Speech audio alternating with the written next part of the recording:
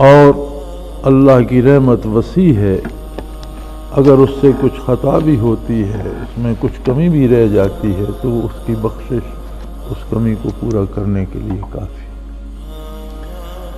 لیکن اگر دل ساتھ نہ دے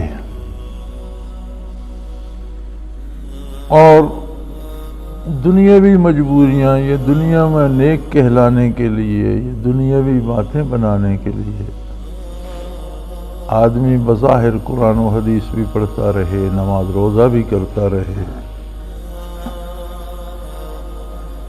کبھی لوگوں کے ساتھ اس کے معاملات درست نہیں ہو پاتے، لین دین میں دیانتدار نہیں رہے گا، دوسروں کے لیے مصیبتیں کھڑی کرتا رہے گا، فساد پیدا کرتا رہے گا۔ یہ حج کے ساتھ اس لیے اسے جوڑ دیا گیا کہ حج ایک ایسی عبادت ہے، ایک دنیا میں ہوتا ہے، ایک طریقہ ہوتا ہے کہ کچھ دوائیں ایسی ہیں جو آخری طور پر دی جاتی ہیں کہ مریض بچ نہیں سکتا، تو ایک کوئی خاص ایسی دوا ہوتی ہے کہ جو اس کی جان بچانے کے لیے دی جاتی ہے، جسے زندگی بچانے والی دوا کہتے ہیں، لائف سیونگ ڈرگ۔ حج بھی اپنے طور پر ایک آخری علاج ہے، اور اتنا کامیاب علاج ہے کہ زندگی میں ایک بار ساری زندگی کو کامیابیوں سے ہمکنار کرنے کے لیے کافی۔ اب اگر حج ادا کر کے بھی کسی کا دل نہیں بدلا تو پھر وہ لا علاج ہے، پھر وہ سمجھو مر جائے گا۔ اور موت جو مادی موت ہے، جس میں جسم بے حس ہو جاتا ہے، روح الگ ہو جاتی ہے، یہ موت نہیں ہے۔ حقیقی موت وہ ہے جس میں انسان گمراہ ہو جاتا ہے اور روح اور جسم اللہ کے عذاب اور اللہ کی ناراضگی کی نظر ہو جاتی ہے۔ کیونکہ موت ایک ہیبت ناک چیز ہے، موت کے نام سے ہر کوئی تھر تھر کانپتا ہے۔ یہ موت تو انبیاء علیہ السلام کو بھی آئی، یہ موت تو صالحین کو، شہداء کو، صالحین کو، نیک لوگوں کو بھی آئی، لیکن یہ موت نہیں ہے۔ نبی تو بہت عظمت ہے انبیاء علیہ السلام کی، اللہ کی راہ میں شہید ہونے والا بھی اس موت کو شکست دے دیتا ہے۔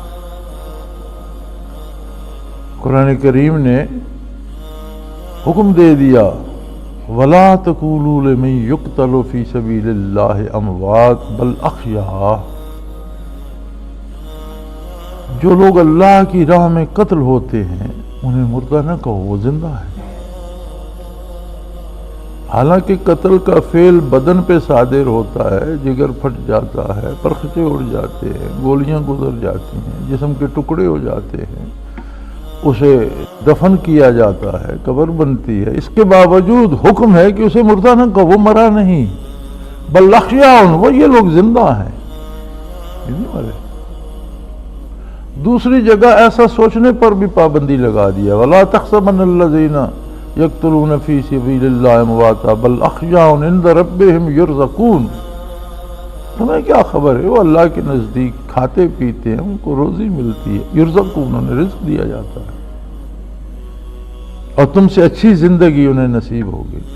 تو یہ موت تو ایک تبدیلی ہے، زندگی کا ایک رخ ہے کہ عالم امر میں تھیں ارواح اور ابدان خاک پہ منتشر تھے، رب کریم نے ہر ایک کے ایک ذرے بدن کو، ایک ایک ذرے کو مختلف غذاؤں دواؤں میں ڈھال کر یکجا کیا، کچھ صلب پدر میں پہنچے، کچھ والدہ کے وجود کا حصہ بنے، پھر وہ ملے اور ایک وجود پیدا ہوا، پھر اس میں روح پھونکی گئی۔ تو یہ سارے زندگی کے مختلف پہلو ہیں۔ پھر وہ دنیا پہ پیدا ہوا تو ہماری آنکھوں نے، ہمارے دل نے، ہمارے دماغ نے یقین کیا یہ زندہ ہے، لیکن جس دن جسم سے روح الگ ہوتی ہے تو وہ فنا نہیں ہوتا، روح بھی بارگاہ الوہیت میں پیش ہوتی ہے، اور بدن کا ذرہ ذرہ بھی اللہ کے حضور ہوتا ہے۔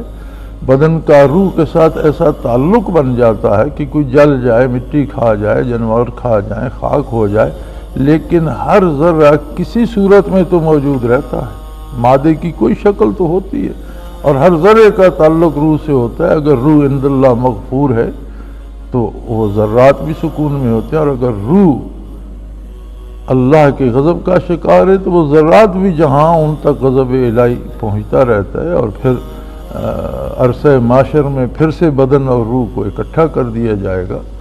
دنیا میں روح بدن کے تابع ہے، برزخ میں دونوں الگ الگ ہیں، لیکن بدن روح کے تابع ہوتا ہے۔ جہاں بھی ہو روح کے ساتھ جو سلوک ہو رہا وہ اسے پہنچتا رہتا ہے، اور آخرت میں بدن اور روح دونوں برابر محسوس کریں گے۔ میدان حشر میں دونوں حاضر ہوں گے، اور جنت یا دوزخ میں دونوں اکٹھے جائیں گے۔ تو یہ زندگی کے مختلف روپ ہیں جو ختم نہیں ہوتی۔ اہل جنت جنت میں ہمیشہ رہیں گے، اور اہل دوزخ جو کفر پر مرے وہ دوزخ میں ہمیشہ۔ دونوں کے لیے خلود ہے کہ زندگی پھر الگ نہیں ہوگی۔